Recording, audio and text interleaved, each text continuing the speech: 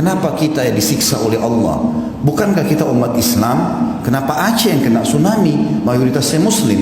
Kenapa Indonesia yang kena bencana? Mayoritasnya Muslim. Apa masalahnya? Maka jawabannya renungi hadis-hadis ini teman-teman. Allah subhanahu wa ta'ala akan menghukum pelanggar-pelanggar tanpa melihat dia Muslim atau dia kafir. Justru kalau anda Muslim, anda sudah faham Al-Quran dan Sunnah, mana halal, mana haram, mana yang diperintahkan, mana yang dilarang, azab lebih dekat pada kita. Dengarkan hadis Nabi SAW, bagaimana Nabi menyampaikan kalau memang dari umat ini akan terjadi penyiksaan justru karena pelanggaran mereka. Hadis yang pertama teman-teman sekalian, kata baginda Nabi SAW, tamsahu ta'ifatum min ummati, nanti akan datang umatku dikutuk oleh Allah, kiradatan wa ta'ifatan khanazir, dikutuk, diubah wujudnya menjadi monyet ataupun jadi kerang. Wa yukhsafu bi ta'ifah, ada juga di antara umatku, bukan orang kafir, umatku akan ditenggelamkan ke dalam bumi. Wa yursal ala ta'ifatin ar-rihul akim, dan ada di antara mereka yang dihantam dengan badai-badai yang besar. Kenapa sebabnya? Kenapa umat Islam? Lalu kata Nabi SAW, bi annahum syaribul khamr. Permasalahan pertama mereka adalah mereka rame-rame mengkonsumsi khamr. Khamr teman-teman bukan cuma minuman beralkohol. Semua yang bisa memindahkan akal manusia dari normalnya namanya khamr. Makanya ulama fikih memberikan definisi khamr adalah kullu ma yukhammirul akal, semua yang membuat akal keluar dari jalur normalnya. Makanya narkotika pun masuk dalam khamr. Sekarang jadi peredaran, jadi tempat-tempat yang luar biasa, tempat orang mengkonsumsi, bisa mendapatkannya, bisa menjualnya, bisa segala macam hal. Tersebar khamr, penyebab pertama. Yang kedua, walabisul harir, dan para kaum laki-laki mereka berlumba-lumba menggunakan sutra. Teman-teman sekalian, mohon maaf saya menyampaikan ini. Sutra ini dianggap sebagai pakaian orang kaya, dan kalau sudah kaya seperti tidak pantas kalau tidak pakai sutra. Dengarkan baik-baik saudaraku muslim. Nabi SAW pernah mengangkat benda di tangan kanannya, tepatnya emas. Lalu beliau mengangkat sutra di tangan kirinya sambil mengatakan, inna hadzaini haramun ala dzukuri ummati. Dua benda ini haram bagi laki-laki umatku. Teman-teman sekalian, larangan Nabi SAW jelas. Bahkan kata Nabi SAW, man labisal harira fid dunya lam yalbashu fil akhirah. Siapa di antara kaum laki-laki umatku menggunakan sutra di dunia, dia tidak akan pakai sutra nanti di surga. Pakaian orang di surga adalah sutra. Ini ancaman yang kedua.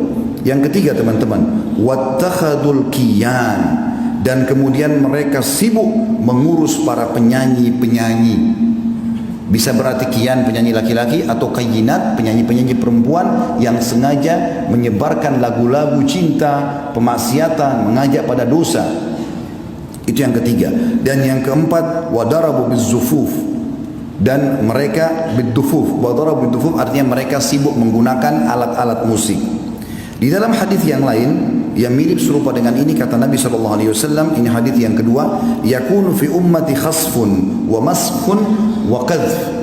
Nanti di umatku ini akan tersebar luas, ada kutukan, ada tenggelam ke bumi, dan ada penghancuran dengan badai.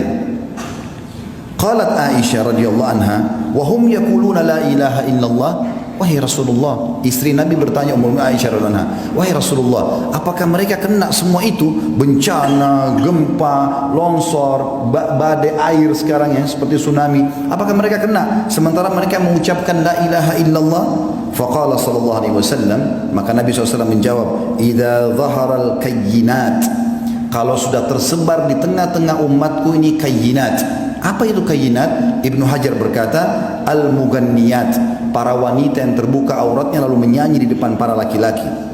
Lalu kata Nabi SAW, wa dhahara zina, tersebar zina.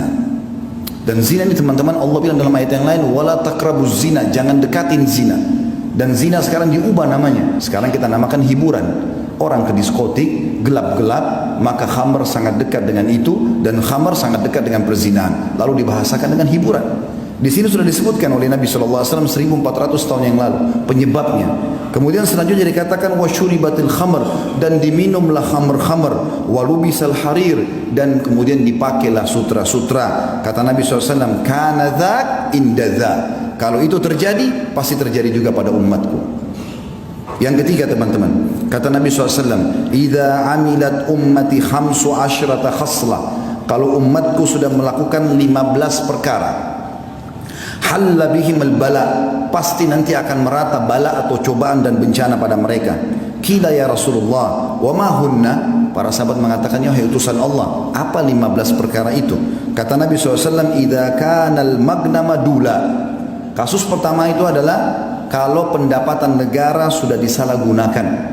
Yang kedua, wal amanatu magnama, dan kalau amanah sudah dijadikan sebagai sumber pendapatan, sudah hilang di benak seorang muslim bagaimana dia bersiap sosial, bagaimana dia membantu saudaranya muslim dengan mengejar pahala, tapi semuanya harus ada pendapatan. Tidak ada namanya membantu dengan cara sosial. Amanah sudah dijadikan sebagai pendapatan. Selanjutnya waz zakatu magrama, zakat dijadikan sebagai sumber hutang. Jadi akhirnya zakat yang dia diberikan kepada orang-orang tertentu malah dijadikan utang oleh orang-orang kaya. Selanjutnya wa ata'ar rajulu zaujatah, dan suami-suami sudah mulai tunduk dengan para istri-istri mereka, walaupun itu haram tetap dia patuhi istrinya sementara Allah mengharamkannya. Wa akka ummah, sampai pada tingkat dia durhaka dengan ibunya.